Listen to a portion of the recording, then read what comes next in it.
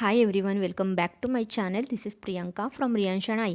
कसे आहात सगळे? होप सो तुम्ही सगळे आनंदी असाल, खुश असाल, हॅप्पी असाल आणि हॅप्पी असायलाच हवं.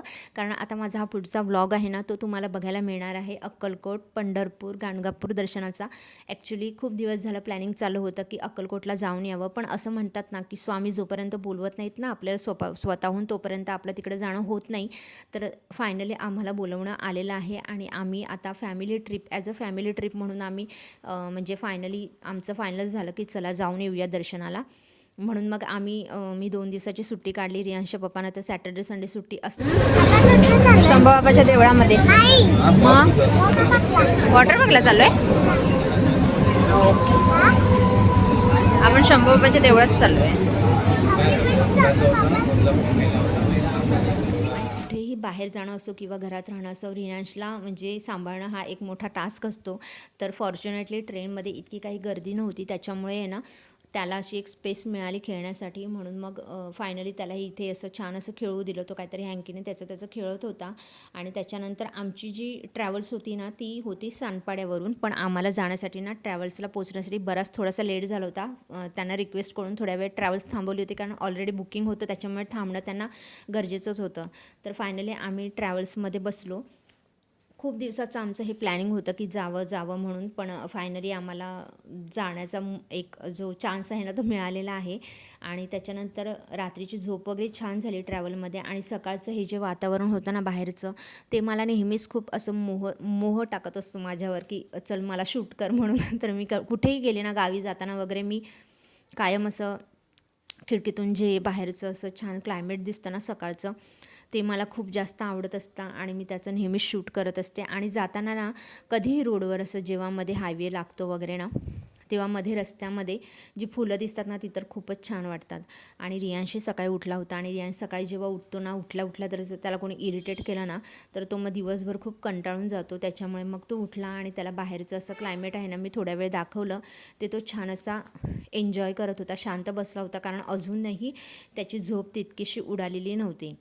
म्हणून मग तो छान असं त्याचं एन्जॉय करत होता. आणि खूप दिवसांपासून रियांशलाही मला इकडे घेऊन जायचं होतं, पण कसं म्हणजे नेहमी असं जाणं होत नाही, दोघांचं जाणं वगैरे असं होत नाही. पण आई आल्या होत्या, तर म्हटलं चला, आईंनाही खूप दिवसांपासून दर्शन करायचं होतं. म्हणून मग आम्ही फायनली आता अक्कलकोटला जायला निघालेलो आहोत. काय करतोयस? नाही, उघडते पडदे, उघड कर्टन्स, उघड रियांश. नको हात लावूस त्याला. कर्टन्स उघडतेस?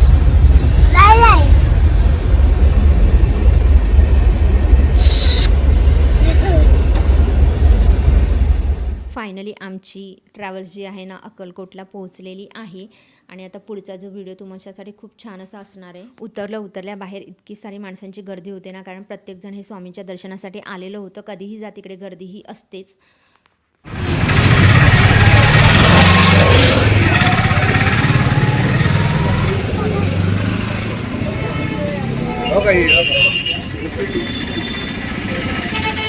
फायनली आम्ही रूम घेतली आणि आम्ही छान असे सगळेजण रेडी झालो.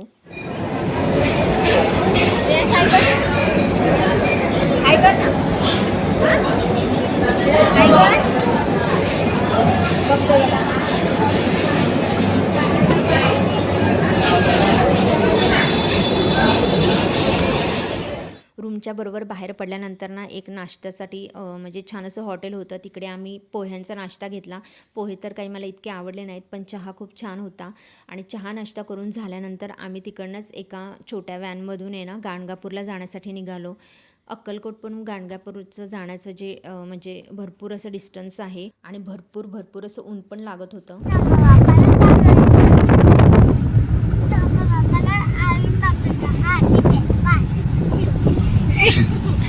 पण छान वाटत होतं. म्हणजे कसं आहे ना, रियांशला म्हणजे सगळ्यात आधी तर महत्त्वाचं, माझी फर्स्ट प्रायोरिटी होती की आपण एकदा तरी स्वामीच्या दर्शनाला रियांशला घेऊन यावं. तर फायनली आधी आम्ही तिकडे पोहोचलो आणि आधी जे संगम आहे ना तिकडे जायचं होतं, जे नृसिंह सरस्वती महाराजांचं मंदिर आहे, तिकडे जाऊन संगमचं दर्शन वगैरे घ्यावं. म्हणजे तिकडे भीमा आणि अजमेरा नदीचा संगम होतो तिकडे, असं म्हणतात. तिकडे जावं, खूप शांत असं वातावरण असतं.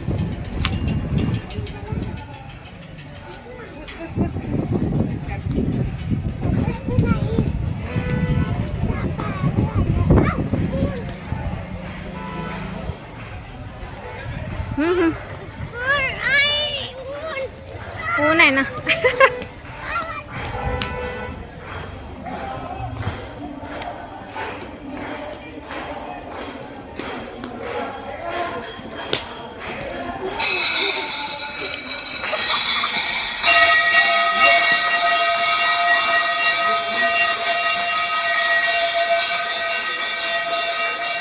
मंदिराच्या आवारामध्ये भरपूर साऱ्या भक्तांची गर्दी होती आणि ही जी लाईन दिसते ना ती प्रसाद वाटपाची आहे. तिकडे थोडासा महाप्रसाद वगैरे चालू होता. आम्ही विचार केला की आधी आपण जे संगमाचं आहे ना खाली जाऊन दर्शन घेऊन यावं. स्टेअर्स उतरताना ना आजूबाजूला थोडेसे फुलं आणि माचीस वगैरे असं विकायला होतं. असं म्हणतात की ते संगमाच्या इकडे जरासा दिवा वगैरे दाखवला ना तर जे काही उणं धुणं असतं ना ते निघून सगळं जातं. तर आम्हीही छोटंसं फूल वगैरे जे काही असतं ना ते आई म्हटलं आपणही घेऊयात आणि त्या पाण्यामध्ये वाहून देऊयात. तर आम्हीही घेतलं. ते ॲक्च्युली कशी प्रोसेस असते ते मला माहीत नव्हतं. आईंना माहीत होतं कारण आई म्हणजे मागेही एकदा जाऊन आलेल्या होत्या आणि बरीच लोकं होती तिकडे. तर पहिल्यांदा दिवा वगैरे असा छान असं केला, पूजा वगैरे केली आणि नंतर ते जे आहे ना दिवा असा पाण्यात सोडायचा आणि खरंच ना तो असा पाण्यामधून असा स्वतःहून असा वाहत जातो हां, का विझत नाही. मी हे स्वतः बघितलं. मलाही छान वाटलं असं थोडंसं पाण्याचं. पूर्ण दिवा पूर्णपणे म्हणजे हे होतं आणि नंतर तो विझत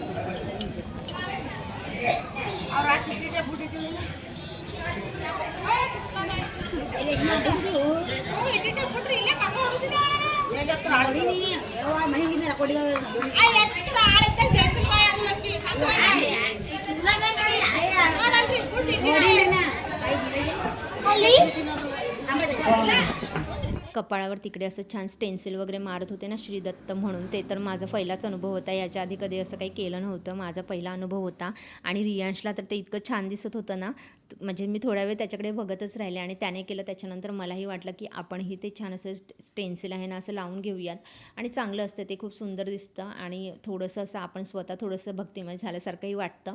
तर मीही ते लावून घेतलं, रियांशनेही लावलं, आम्ही सगळ्यांनीच ते लावलं.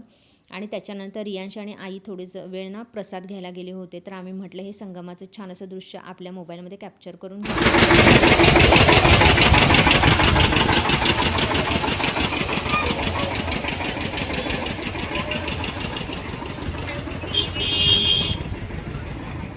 संगमाचं दर्शन वगैरे सगळं झालं आणि त्याच्यानंतर आम्ही इकडे गाणगापूरला पुढे जे मंदिर आहे ना आपलं श्री दत्त निर्गुण मठ तिकडे आलो. तर इकडे येण्याचं म्हणजे खूप वेळा ना व्हिडिओमध्ये काही जणांच्या फोटोमध्ये हे सगळं बघितलं होतं. आज प्रत्यक्ष अनुभवते तर मला इतकं सुंदर वाटत होतं ना कारण मी पहिल्यांदाच हे मंदिर बघते. मला खूप खूप छान वाटत होतं.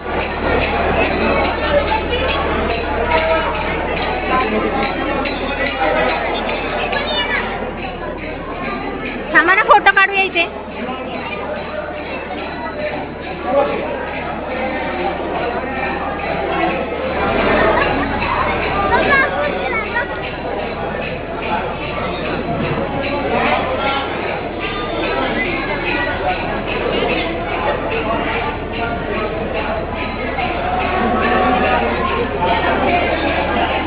दुपारची वेळ होती आणि तितकीशी गर्दी नव्हती. त्याच्यामुळे ना हे सगळं दर्शन जे की आहे ना आमचं खूप सुंदर आणि छान असं झालं.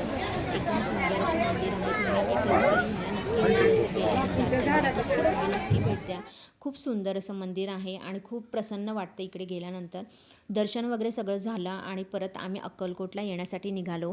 जी गाडी ठरवली होती ना ती म्हणजे आम्ही ऑलरेडी ठरवली होती. त्यांचा नंबर वगैरे घेतला होता. त्याच्यामुळे तीच व्हॅन जी आहे ती आम्हाला रिटर्न घेण्यासाठी आली होती.